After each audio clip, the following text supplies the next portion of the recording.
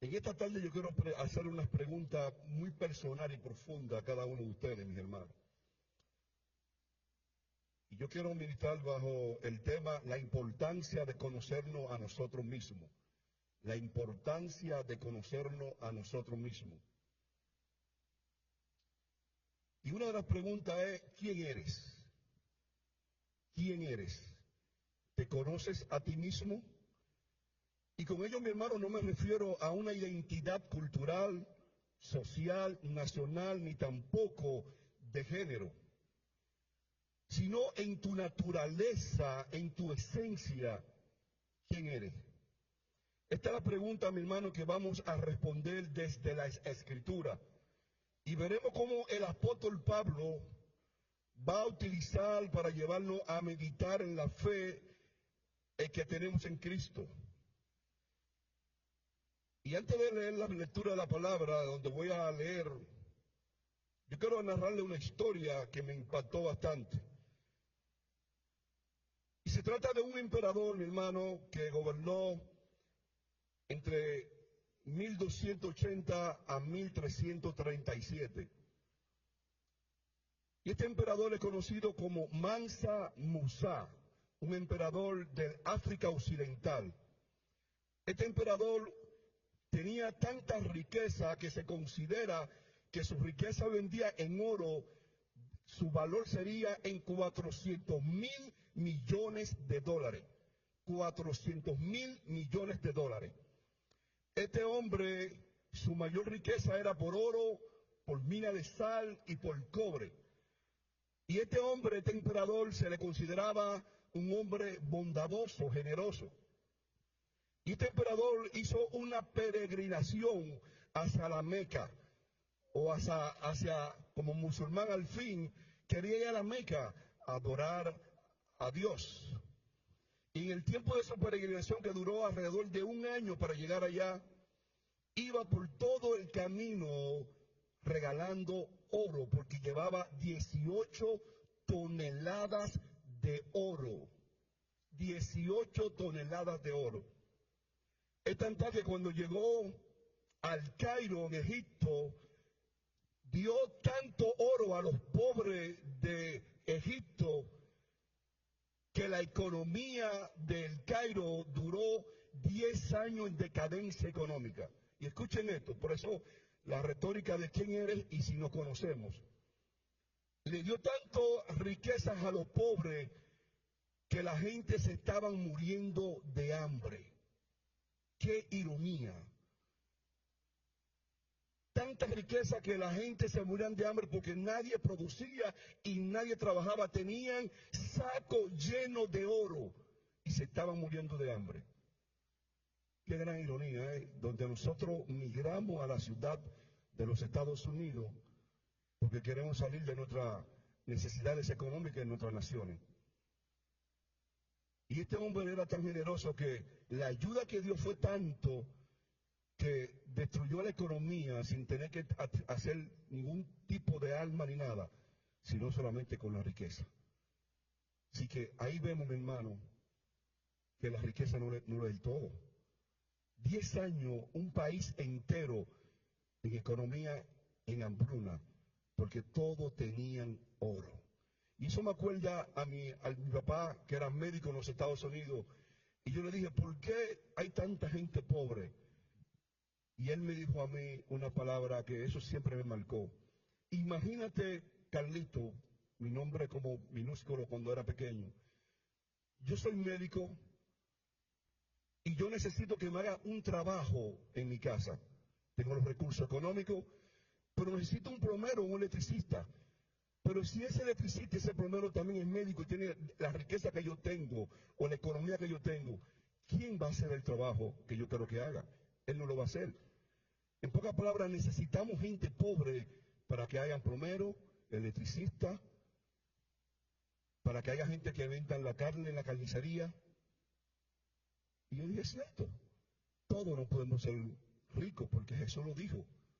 Cuando Judas le dijo a él, o dijo, ¿por qué no vendimos ese perfume de nardo y se lo dimos a los pobres? Y Jesús le dijo, a los pobres siempre tendrán. ayúdenlo. Entonces todos no podemos ser ricos. Así que mi hermano, no nos afanemos. Y leemos ahora, después que leí esa historia de ese emperador llamado Mansa Musa, que dio tanta riqueza a los pobres del Cairo, que duró 10 años la economía de ese país en la miseria, porque todos tenían saco lleno de oro. Donó a los pobres 12 toneladas de oro, le dio a los pobres en el Cairo. Imagínense, mi hermano. Wow. Así que búsquese en el libro de 2 de Corintios, capítulo 13. 2 de Corintios, capítulo 13.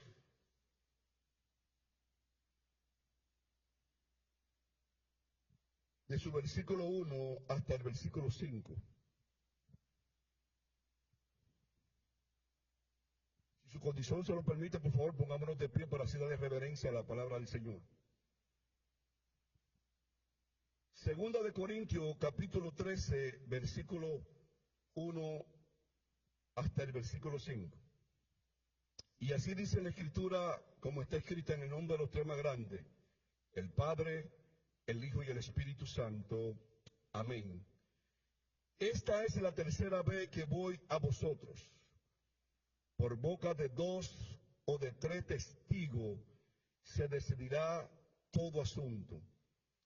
He dicho antes y ahora digo otra vez, como si estuviera presente, y ahora ausente lo escribo a los que antes pecaron y a todos los demás, que si voy otra vez no seré indulgente, pues buscáis una prueba de que habla Cristo en mí, el cual no es débil para con vosotros, sino que es poderoso en vosotros.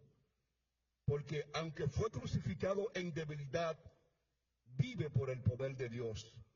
Pues también nosotros somos débiles en Él, pero viviremos con el poder de Dios para con vosotros.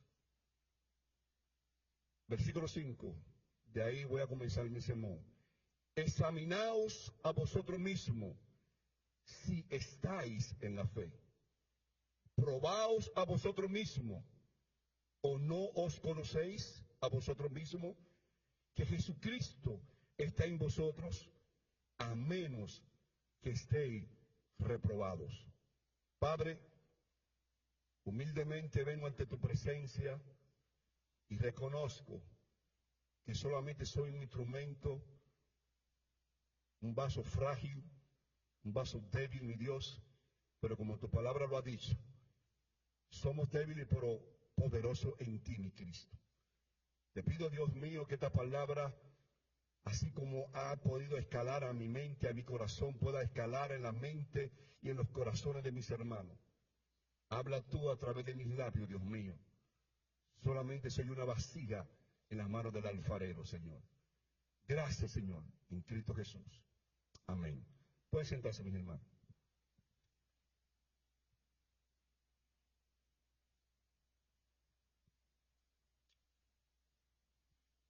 Qué interesante que comencé con esta historia de este emperador llamado Mansa Musa. Cómo nosotros afanamos tanto en esta tierra, como dice en Mateo 6, del que le vale el hombre gananciar toda la tierra y al fin del cabo perder su alma.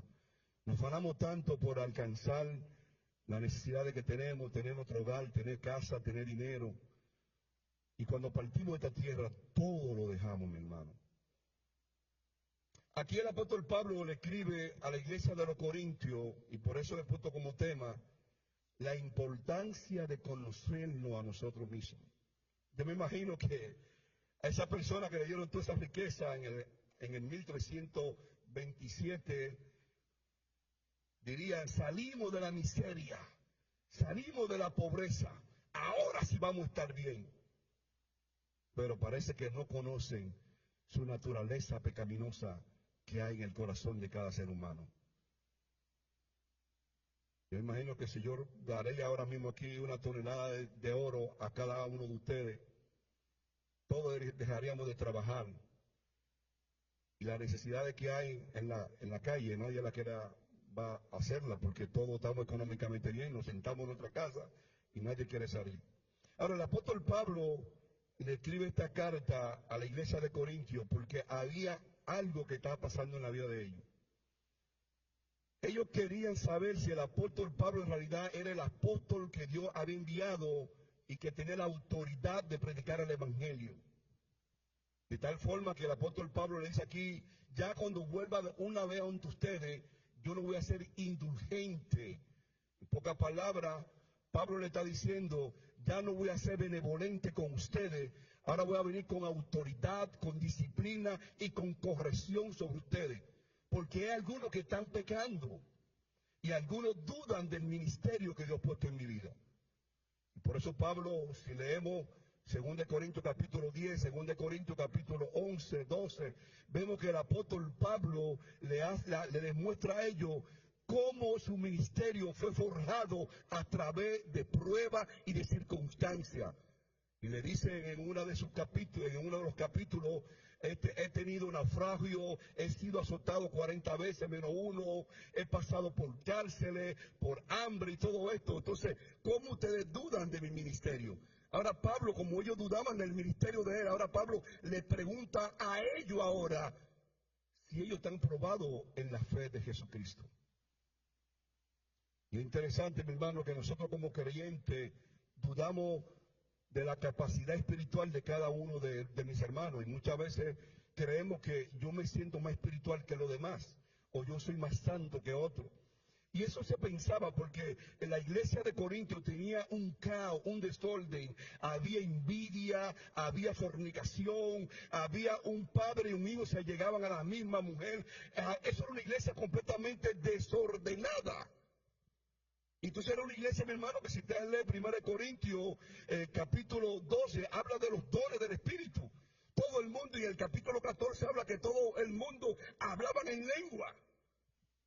Y ya como hablaban en lengua y todo el mundo quería hablar lengua y otro hablaba y otro, había un desorden. Y muchas veces espiritualizamos el creyente y su madurez en hablar en lengua y estar lleno del Espíritu Santo. Y cada día más yo entiendo que el hablar en lengua es importante y estar lleno de Dios también es importante. Pero yo creo que un creyente que aunque se coma un banco, aunque danza, aunque brinque, si no da fruto del Espíritu, no tiene nada. Porque el creyente lo primero que debe examinarse es si en su vida está el fruto del Espíritu, mi hermano. Y el fruto del Espíritu es algo que se ve tan sencillo, tan fácil, que comienza con la palabra más enigmática y la palabra más difícil del ser humano entender: amor. Todos decimos que amamos, pero depende del amor que tenemos, porque hay amor que son egoístas. Y un verdadero amor, mi hermano, como dice 1 Corintios 13, no busca lo suyo propio. Entonces Pablo le cuestiona su ministerio. Y él le dice, en el versículo 21 de 1 Corintios 12, dice que cuando vuelva,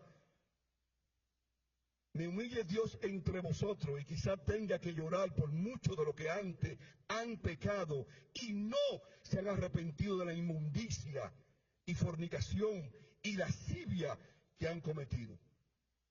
Pablo comienza a sacarle los pecados que esa iglesia de Corintios estaban haciendo porque dudaban del ministerio de él.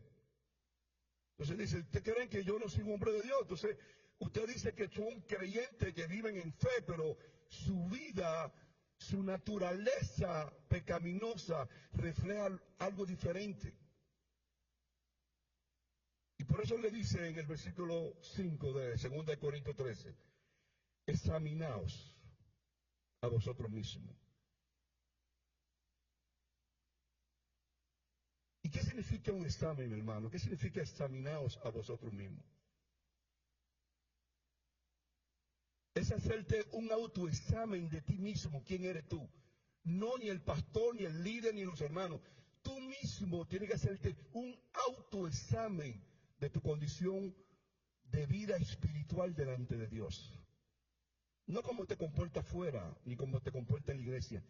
¿Quién eres tú en tu esencia, en el silencio? ¿Quién eres tú como persona creyente delante de Dios? Si en verdad tú tienes fe en Jesucristo, si en verdad hay fruto en tu vida y tú dices, soy creyente en verdad, si suena la trompeta, si Jesucristo viene, me voy con Jesucristo. Y eso es parte de hacerse un examen a sí mismo, mi hermano. Yo no tengo que venir a la iglesia y que el pastor me haga un cuestionario, yo lo llene y digo, tengo fe en Cristo, fui lavado con su sangre, me bautizaron, vengo a la doctrina, doy mi diezmo, oro de vez en cuando, leo la Biblia y lleno el cuestionario y digo, oh, pasé. Qué bueno, hermano de la cruz, su examen está lleno. Pero eso solamente es una retórica religiosa y no una conducta espiritual en mi vida. Lo hago porque ya me lo aprendí, lo hago ya porque algo es una norma, es una regla. Pero ¿quién soy yo en realidad? ¿Me conozco a mí mismo? Como dice el apóstol Pablo. ¿O no os conocéis a vosotros mismos? En esta segunda carta de los Corintios, desde el capítulo 10 hasta el final, hasta el final, el apóstol Pablo defiende su apostolado ante un grupo que existía dentro de la iglesia de Corintios, que dudaban de su elección y su llamamiento como apóstol. Ya en el contexto inmediato de nuestros textos, el apóstol Pablo les recuerda que algunos de los corintios dudaban de su llamamiento como apóstol y buscaban una prueba en él. Pero ahora el apóstol dará vuelta a la situación, llevándola a meditar a que si son capaces de dudar de su llamamiento como apóstol, también deberían preguntarse su propia fe, cómo está delante de Dios. La palabra examinad a vosotros mismos si está en la fe. Debemos examinarnos con rigurosidad en cuanto a nuestra naturaleza. Y dice la Biblia en Génesis capítulo 1, versículo 26, que Dios nos hizo a imagen y semejanza de Él. Y esa naturaleza humana de que Dios me hizo a imagen y semejanza, varón y hembra lo hizo Dios, nos da la autoridad que cuando Dios nos hizo, nos dio poder, le dio autoridad al hombre de tal forma que le dijo, todo animal que hay en la tierra, ponle su nombre. Y el hombre, como en su naturaleza humana, pero tenía la imagen de Dios, la esencia de Dios, todavía no había pecado, podía hacer esto, porque tenía una relación con Dios. Pero cuando el hombre pecó en el huerto del Edén, Génesis capítulo 3, esa autoridad, esa imagen, esa semejanza fue distorsionada, fue rota inmediatamente. Ahora el apóstol Pablo comienza a decirle a los corintios que tenía que hacerse un examen si Jesucristo estaba en vosotros. Si tenían fe en Jesucristo, mi hermano. El mandato de examinarnos, mi hermano, esto es, cuando Pablo dice examinarnos, esto es algo imperativo, no es, si tú quieres examinarte, es algo obligatorio examinarte, mi hermano. Todos los días cuando tú te despiertas, lo primero que tienes que decirle, Señor, perdona mi pecado, me humillo delante de ti. Ayúdame a ser como dijo David, examínanos Dios, y ve si hay en mí algún pecado oculto. Revélalo, sácalo, dímelo. Mi esposa en estos días estaban hablando y me dijo algo que me chocó. Hablaba de ciertas cosas que yo hice una vez y me dijo, ¿tú le pediste perdón a Dios de eso que tú hiciste aquella vez siendo cristiano? Y eso como que yo me reía, no, tú sabes, hace muchos años, hace mucho. Pero después, cuando yo salí de hablar con ella, mi conciencia interna me decía, pero tú nunca le pediste perdón a Dios. Tú lo viste algo como normal, lo que tú hiciste esa vez. Y eso, mi hermano, me marcó. Ella no lo sabe, pero lo digo ahora. Y es una forma de yo examinar mi vida. Hice eso hace muchos años Dije, pero eso hace más de 20 años. Pero mi hermano estaba ahí escondido. Y yo lo vi tan normal, porque quizás me arrodillé, ayuné, pero yo después comencé a hacerme un autoexamen y dije, pero 2 veces hice eso. Yo creo que yo no me arrepentí porque yo lo vi tan normal hacer esa actitud. Mi hermano, yo sé que nosotros tenemos también nuestro secreto. Y muchas veces, mi hermano, creemos que ya porque una vez oramos, tenemos años en el Evangelio, eso está perdonado. Y yo le pedí perdón a Dios, porque en verdad yo reconocí dentro de mí que yo no me había humillado cuando hice lo que hice. Y no fue una cosa mala, no fue un pecado de adulterio, pero fue pecado delante de Dios, porque no actué como un verdadero creyente, no actué como un verdadero creyente. Entonces, el autoexamen que Pablo hace aquí, examinaos a vosotros mismos, es algo, es una palabra imperativa, es una orden, es un mandato, mi hermano. El apóstol Pablo, por medio de este pasaje, manda a los corintios, tantos a los que dudaban de su apostolado, como a los demás que escuchaban la lectura de su carta, a examinarse. Ahora bien, ¿en qué sentido debían examinarse? ¿Por medio de qué? De una pregunta retórica. ¿O no os conocéis a vosotros mismos? Pablo le está mandando examinarse en relación a su naturaleza misma, personal, mi hermano. Nuestro pasaje dice, examinaos a vosotros mismos y probaos a vosotros mismos. Esta repetición denota la importancia de este mandato. Pero veamos que las palabras originales que el apóstol Pablo utiliza en esta repetición nos señala algo más profundo. Examinaos y probaos, es lo mismo.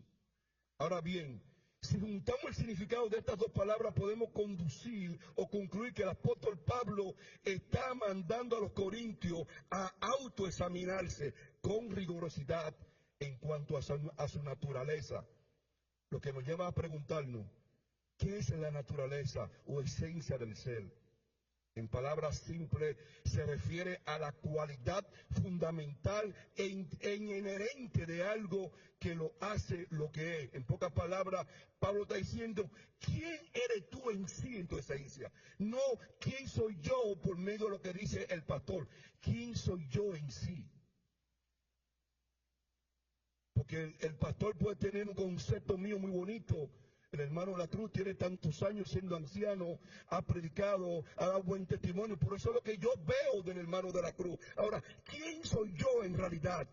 Fuera de lo que nadie me conoce, que solamente Dios conoce.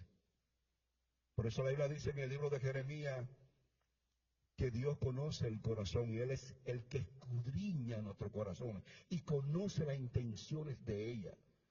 Usted y yo podemos ser los más creyentes del mundo, podemos hablar bien lindo del Evangelio, podemos hablar de la palabra bien bonito y orar y la gente vernos con un buen testimonio. Pero ¿quién somos nosotros internamente? ¿Quién eres? ¿Te conoces a ti mismo? ¿Eres honesto a sí mismo delante de Dios? ¿De verdad tú tienes fe en Jesucristo? ¿O es solamente tú le tienes terror o le tienes miedo? Porque si tú le tienes miedo a Jesús y le tienes terror, todavía necesita arrepentirte y entender que el Evangelio no es con miedo ni tampoco con terror. El Evangelio es gracia, el Evangelio es amor, el Evangelio es misericordia, el Evangelio es compasión. El Evangelio es mansedumbre, el Evangelio es paciencia, el Evangelio es gozo, el Evangelio es paz. Eso es lo que es el Evangelio. Pero si yo vengo a la iglesia y digo, si no voy a la iglesia voy para el infierno, entonces tú tienes que revisarme o tenemos que revisarnos. Si yo le sirvo a Jesucristo porque no quiero ir al infierno, entonces en realidad yo vengo porque le tengo miedo a ir al infierno. Yo creo que el infierno son para los pecadores que no quieren arrepentirse. Un creyente arrepentido no tiene que pensar en el infierno. Un creyente que tiene fe en Jesucristo no debe de pensar nunca en el infierno.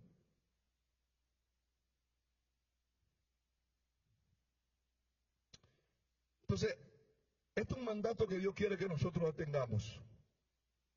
Mientras se mantuvo en el estado de inocencia, su naturaleza se mantuvo intacta, como le dije en Génesis 1:27.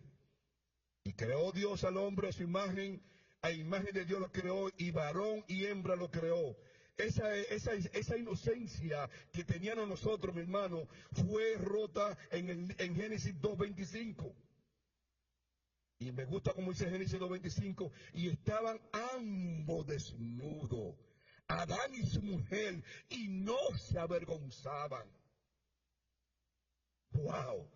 Andaban desnudos, Adán y Eva, y no se avergonzaban. Eso es inocencia. No había un corazón pecaminoso, no había maldad, no había malicia. Y eso es lo que Dios quiere, que el creyente debe caminar dentro de su vida, de su naturaleza natural espiritual. Pero el hombre, bajo su propia elección, traicionó a su creador, cayendo del estado en el que fue creado. Su naturaleza o esencia se distorsionó. La imagen de Dios en él se embarró de un momento a otro. No sabían quién era en su naturaleza en la que fue creado. La desobediencia y la profanación se hicieron parte de su esencia, por lo que todas las partes que componen su cuerpo fueron corrompidas, alma y cuerpo. Mi hermano, examinarse en cuanto a nuestra naturaleza desde la Escritura es caer en cuenta que nosotros somos descendientes de estos primeros hombres. Por tanto, tenemos una naturaleza corrupta por medio de Adán y Eva. Una esencia que fue distorsionada por el pecado. No sabemos exactamente quiénes somos. Filósofos han divagado por los siglos, pero naturalmente somos desobedientes y profanos. Los corintios debían examinarse de esta forma. Una examinación, mi hermano, siempre necesita una comparación. Por ejemplo, los resultados de un examen médico de una persona enferma debe ser comparado con la que está sana. Ahora bien, en este mandato a una examinación, los corintios no debían compararse con sus hermanos. Yo podía comparar un diagnóstico médico con alguien que está sano. Tengo cáncer en los pulmones porque fumé mucho, mis pulmones están negros y veo a un pulmón completamente clarito, veo que ese pulmón está saludable, por el otro, por el pecado de la fumadera, está negro. Se puede hacer esa comparación, pero Pablo le dice, no se puede comparar una vida espiritual con otra vida espiritual de otro hermano. Cada uno dará cuenta delante de Dios cómo se caminó, mi hermano. Lo dice Gálatas 6:4. Cada uno lleve su propia carga y cada uno dará cuenta a Dios por lo que hizo. Cada uno será probado, mi hermano. No dice todo en el momento van a ser, cada uno individualmente. Yo no voy a ser probado por lo que el pastor ministró, o por lo que el hermano predicó, o por lo que el hermano enseñó, o por la conducta del pastor, sea bueno o sea mala, no. Mi vida será juzgada delante de Dios, cómo yo caminé en mi relación con Dios individualmente. Y eso se llama examinarse, mi hermano. Yo no puedo venir a la iglesia y agarrar como un fiscal y pararme aquí y mirar quién vino vestido bien y quién vino vestido mal. ¿Quién vino con pantalones o quién vino con falda? ¿O quién vino con falda corta, con falda larga? ¿Quién vino pintado o no vino pintada? No, yo no soy fiscal. Y mucho menos Dios es tampoco fiscal. Tú sabes en tu corazón quién eres tú en realidad.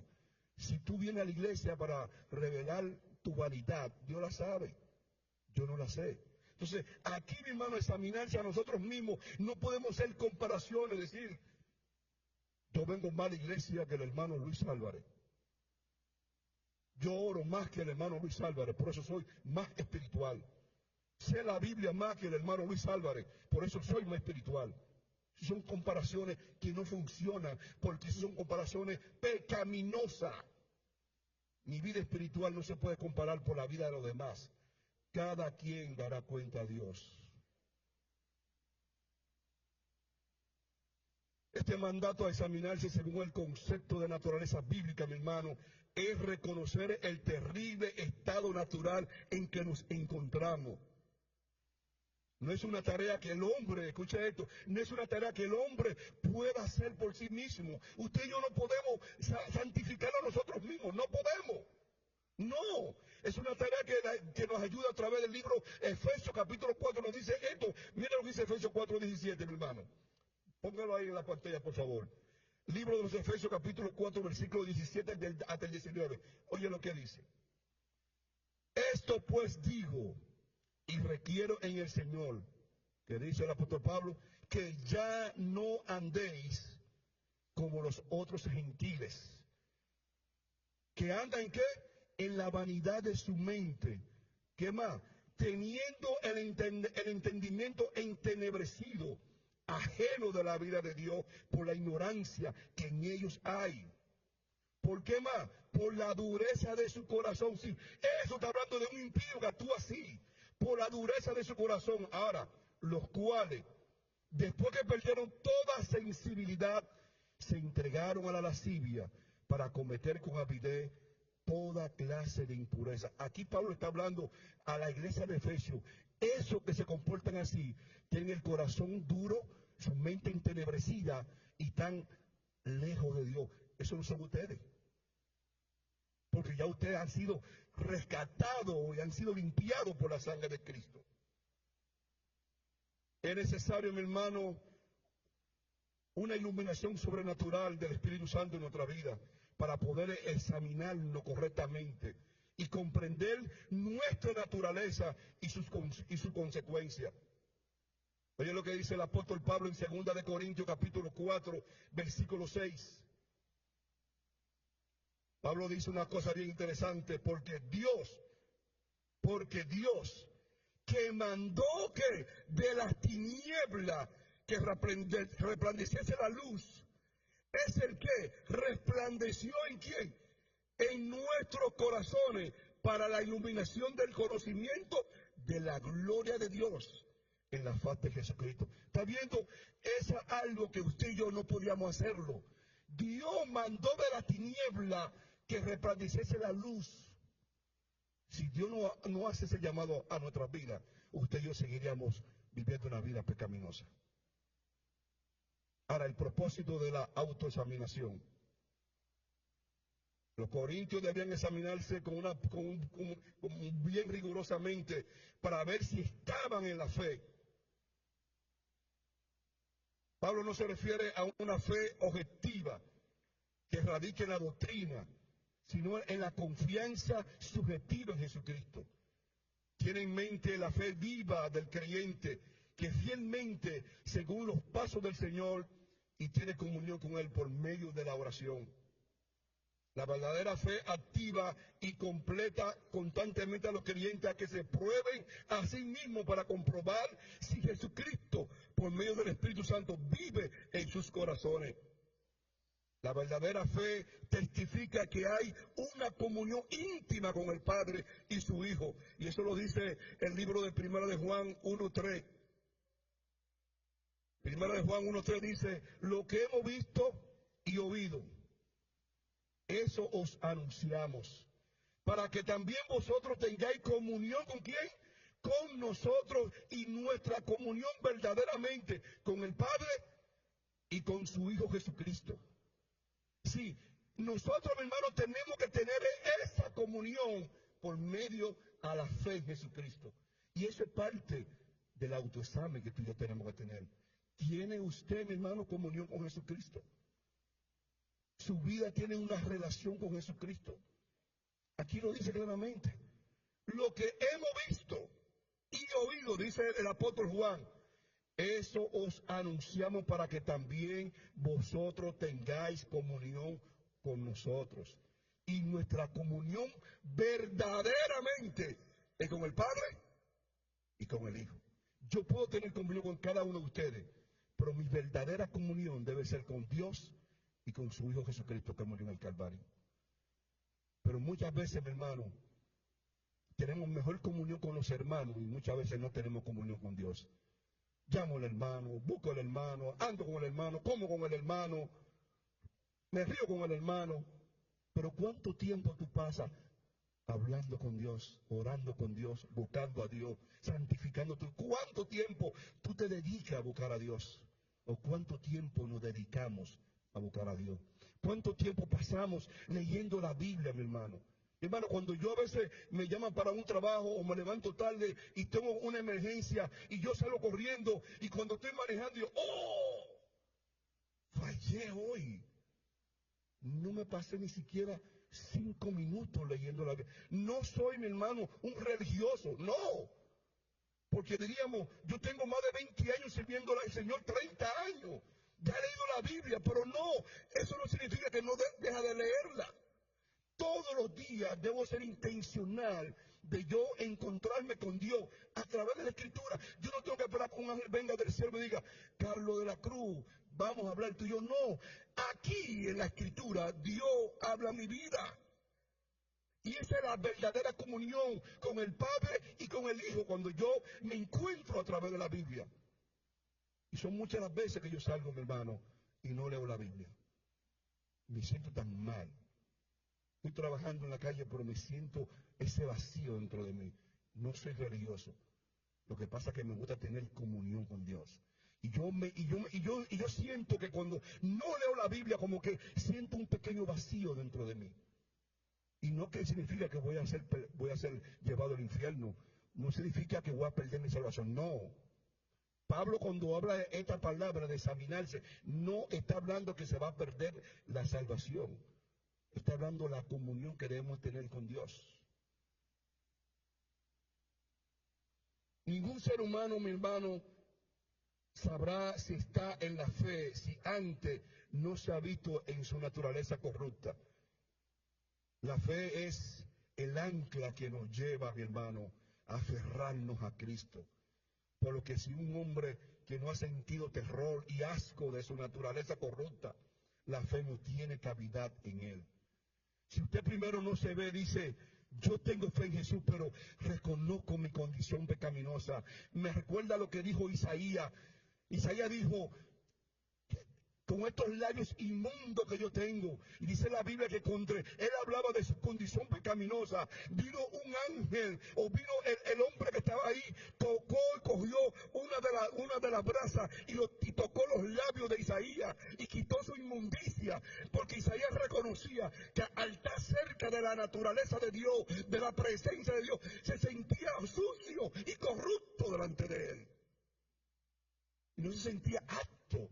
Entonces, aquí, hermano, para yo tener una verdadera fe activa, debo reconocer primero quién soy yo antes, quién era yo antes, cuál es mi condición pecaminosa, corrupta y tan sucio que estaba antes, para yo acercarme a Dios. Pero si tú te autojustificas y dices, yo soy menos pecador que Pablo Alvarado. Pablo Alvarado quizás mató 3 gente, yo no mataba a nadie. Cirilo Rodríguez quizá era un ladrón, yo nunca he sido ladrón. Por lo tanto, el pecado de él es más grande, los míos son más sencillos. Así que, ¿para qué comunión con Dios? Y me acuerdo la historia de esta mujer que fue a la casa de Simón y con sus lágrimas regaba los pies de Jesús y con sus cabellos los secaba. Inmediatamente los religiosos como usted y como yo dijimos, si él supiera quién es esta mujer, si él dijera que era un maestro, no dejara que la tocara. Y Jesús es tan inteligente y tan sabio. Y le dice, un hombre tenía varios acreedores. Uno le debía 500 denarios y otro le debía 5.000 denarios. ¿Cuál agradece más? Y él bien inteligente y bien religioso, al que se le perdonó más. Así mismo esta mujer, al que mucho se le perdona, mucho agradece. Pues yo me siento que aunque yo no era ladrón, aunque no maté a nadie, mi pecado eran demasiado sucio delante de Dios. A mí me perdonaron mucho. Por eso me siento agradecido por lo que Cristo ha hecho en mí. Estar en la fe, mi hermano, significa estar unido a Cristo. Los corintios debían examinarse si habían comprendido la depravación de su naturaleza y al entenderlo habían confiado salvíficamente en Jesucristo. Por eso Pablo le dice aquí cuando leí en el versículo 21, le dice a ellos que vivían una vida de inmundicia, de fornicación, de lascivia y que habían cometido todos esos pecados, pero que no se habían arrepentido. Oye lo tremendo de eso. Sabían su condición pecaminosa, sabían su pecado que tenía, pero no se habían arrepentido porque se sentían menos pecadores que los demás. Mi hermano, el bienaventurado del estado de ser aprobado por Cristo. Y Pablo le dice, ¿o no sabéis que Jesucristo está en vosotros? A menos que quizás hayáis fallado la prueba. La pregunta que Pablo le hace a los corintios es retórica y espera de ellos una respuesta afirmativa. Si están seguros de que el Señor vive y reina en sus corazones, entonces querrán exaltarlo y hacer su voluntad y huir del mal. La frase Jesucristo está en vosotros es probablemente un dicho originado por Jesús, el cual en su mensaje de despedida les dijo a sus discípulos, ustedes se darán cuenta de que yo estoy en mi Padre y ustedes en mí y yo en ustedes. Eso lo dice el Evangelio de Juan capítulo 14, versículo 20. Dado que estas palabras aparecen más de una vez en la epístola de Pablo, deducimos que estas frases habían sido un dicho comúnmente usado en la iglesia primitiva. No hay duda, mi hermano, de que Pablo cita este dicho como una fórmula muy conocida. Jesucristo en vosotros. El más grande pero hermoso misterio es el de nuestra unión con Jesucristo. Cuando el Espíritu Santo convence a una persona de pecado, de justicia y de juicio, ésta puede examinarse y puede evidenciar la fe salvadora en su vida y se goza en su estado de aprobación. En el Evangelio de Juan capítulo 16, versículo 8 dice claramente esta palabra, que el Espíritu Santo nos hace que nos convence del pecado, de la justicia y del juicio. Por eso le dije, mi hermano, que para nosotros tener esa examinación y saber que estamos bien con Dios, no es algo que usted y yo podemos hacerlo individualmente. Necesitamos del Espíritu Santo que nos ayude. Y lo dice en Juan 16, 8. El Espíritu Santo es el que convence, si te da convicción de tu naturaleza pecaminosa, corrupta y apartada de Dios. Es el que te convence de tu pecado, es el que te convence de la justicia que hay, de la justicia que Él te hace justo delante de Él, pero también te convence del juicio que hay si no te arrepientes y te apartas del pecado. Entonces el Espíritu Santo es el que se encarga de hacer eso. Usted y yo no tenemos la facultad y la autoridad para hacerlo.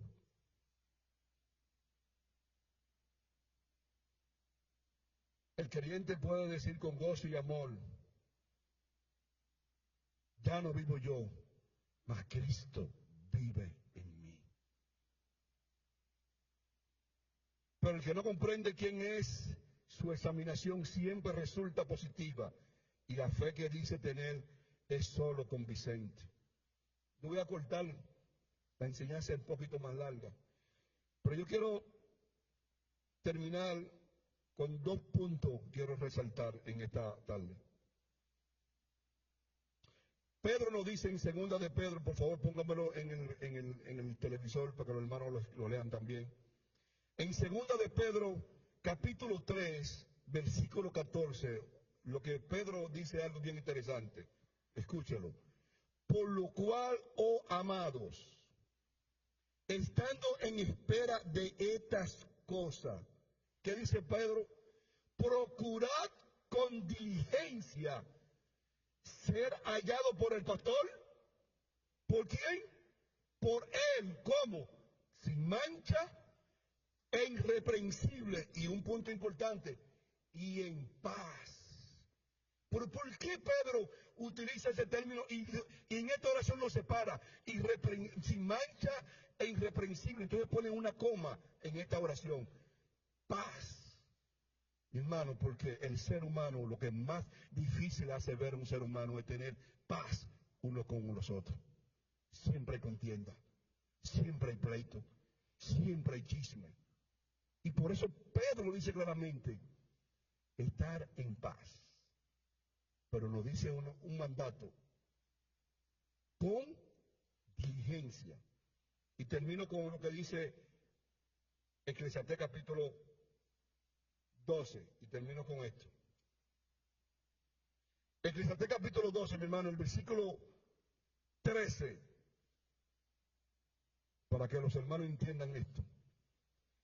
Dice Salomón, el fin de todo el discurso oído o el mensaje oído es este. Primero, teme a Dios. Segundo, guarda sus mandamientos. ¿Y qué dice Salomón? Porque esto es el todo del hombre. Porque Dios traerá toda obra a juicio, juntamente con toda cosa encubierta, sea buena o sea mala. Mi hermano, yo lo que está diciendo es Salomón, toda cosa encubierta, todo lo que tú guardaste, todo lo que tú escondiste, todo el pecado, toda la maldad que tú hiciste, toda esa cosa, Él la va a traer a juicio, sean buenas o sean malas. ¿Usted escuchó la enseñanza? Examinaos a vosotros mismos, probaos a vosotros mismos, o no os conocéis a vosotros mismos, que Jesucristo está en vosotros. Y dice Pablo, o es que están reprobados, o fue que no pasaron el examen. Mi hermano, ser creyente no es una tarea fácil. Jesús dijo en el Evangelio de San Mateo capítulo 11, versículo 28, dice, aprended de mí, que soy manso y humilde de corazón. Llevad sobre mí su yugo, porque mi carga es ligera. Nosotros creemos que la carga es fácil, es ligera cuando Dios está con nosotros. Si Dios nos ayuda a vencer nuestras dificultades, podemos decir lo que dijo el apóstol Pablo, examínate y pruébate a ti mismo. No venga a partir de ahora con tu mente pensando cómo se comporta el hermano o la hermana fulana, cómo viene vestido el hermano o la hermana fulana, para tú hacer un examen de tu vida. No, examínate a ti mismo primero. ¿Quién eres tú? Examinémonos a nosotros mismos. ¿Quiénes somos? Y si nos conocemos. Denle un aplauso a Cristo, mi hermano.